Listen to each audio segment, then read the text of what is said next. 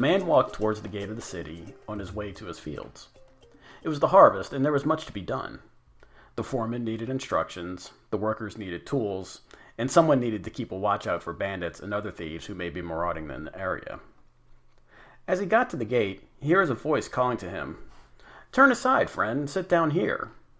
He recognizes him immediately as Boaz, one of his kinsmen.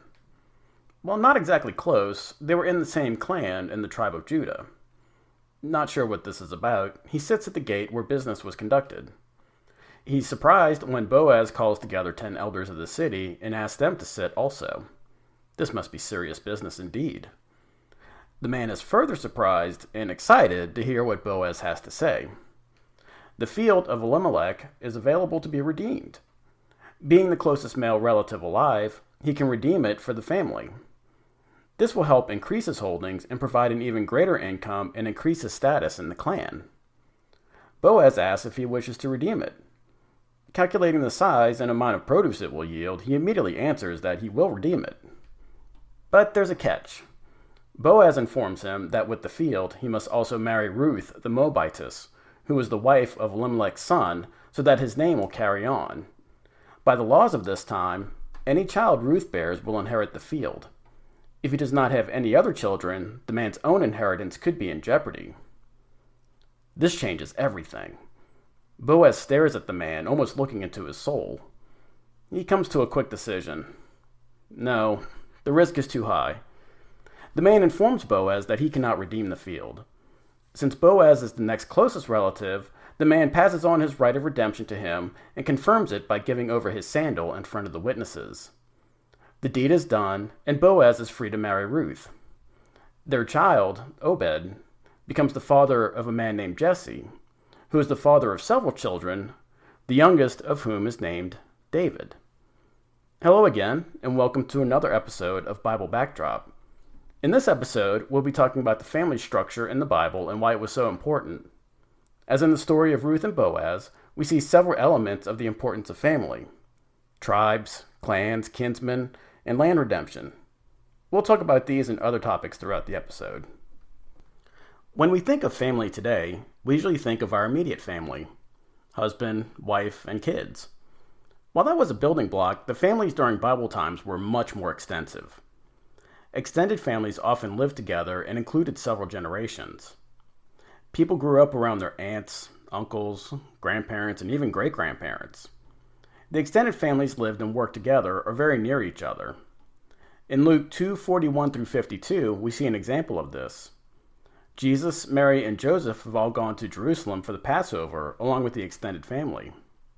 They leave, and because the caravan is so large, they assume he's with his cousins. After traveling all day, they come to discover he's missing. 3 terrifying days later, they find him in Jerusalem in discussion with the teachers in the temple.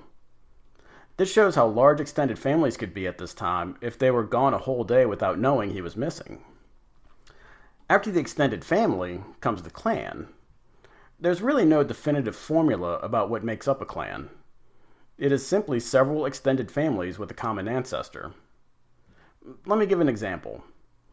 My paternal great-grandfather, grandfather, father, uncles, my brother, and myself, and our families would have made up an extended family. If my grandfather had a brother, then all his relations would have been part of the extended family as well. If my great-grandfather had brothers, then all their families, along with ours, would have made up a clan, and he would be a patriarch of that clan, assuming he was the oldest. Why do I only call out the men and their families? Because any women born at the time would have married into another extended family or clan. All the clans put together make up the tribe, and in ancient Israel, they are descended from the sons of Jacob, whom God renames Israel. In the Bible, 10 of the tribes that gain a landed inheritance are named after the sons of Israel, while 2, Ephraim and Manasseh, are named after the sons of Joseph.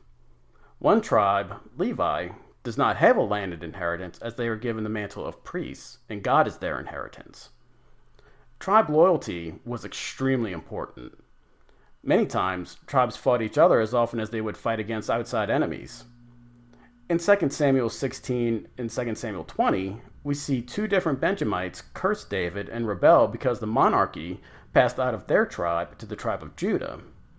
Needless to say, this didn't go well for the men. Tribes would also band together to dispense justice. In Judges 20, we see the other tribes band together against the tribe of Benjamin due to a great sin that was committed. They gave the tribe the option to give up the guilty men, but loyalty to the tribe was paramount, so Benjamin went to war with the rest of Israel. Read the story to find out how it ended.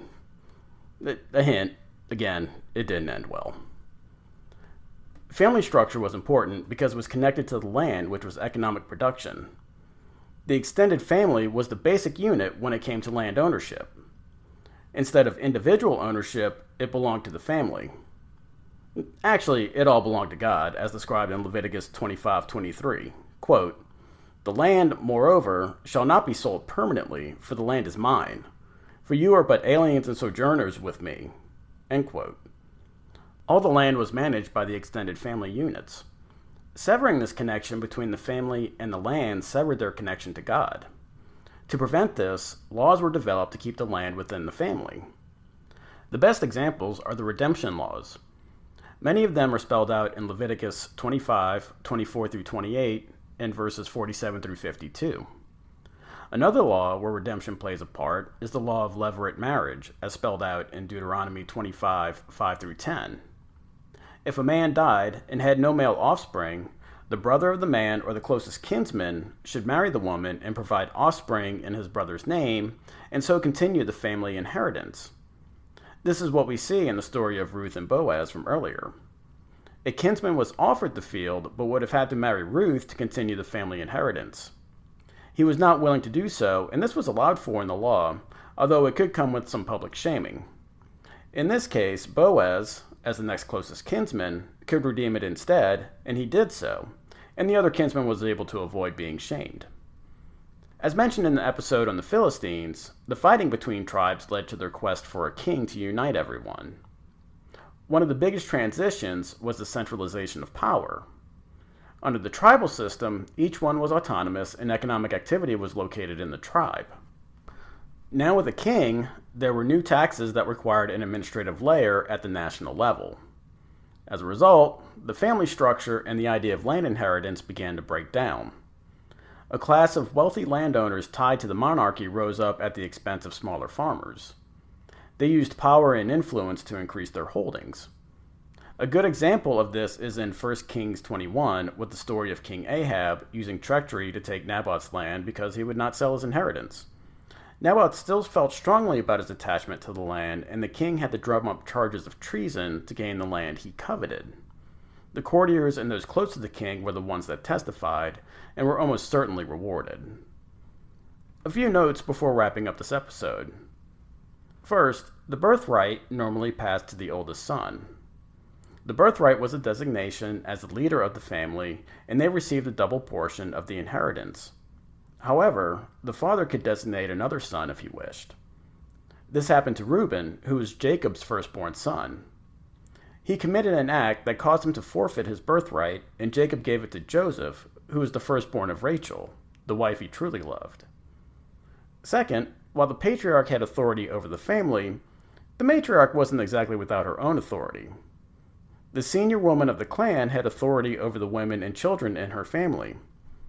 We see this in Genesis 21 when Sarah tells Abraham to send away Hagar and Ishmael. The woman's sphere was the household and everything related to it, and she made decisions within that sphere. The matriarch made the day-to-day rules for the clan and resolved disputes between women. So now to recap. Family structure was extremely important during Bible times. The extended family was the basic unit when it came to land inheritance. A number of extended families made up a clan, while a number of clans made up the tribe. 10 of the tribes with a landed inheritance were named after Jacob's sons, while 2 were named after Joseph's sons. The tribe of Levi had no landed inheritance, as they were priests who had God as their inheritance. There were many laws about buying, selling, and redemption of the land. One of these laws was levirate marriage, and this allowed the land to stay in the family even if someone died without an heir. This is how Boaz married Ruth, from whom the Davidic line came to be. When the monarchy came into existence, it included a set of taxes and an administrative state at the national level, causing the idea of land inheritance to break down. The birthright included a double portion of the landed inheritance, plus the patriarchal authority over the family. Finally, the matriarch had her own position of authority within the family and the household. And that's it for today's episode of Bible Backdrop. Thank you for listening, and I hope you enjoyed learning more about the Bible. If you have any questions or want to get in touch with the show, you can email me at biblebackdrop@gmail.com. If you are enjoying Bible Backdrop, you can help out the podcast by subscribing and writing a 5-star review. Word of mouth is still the best way for this podcast to grow, so please tell a friend and have them subscribe. Thank you again for listening, and have a great week.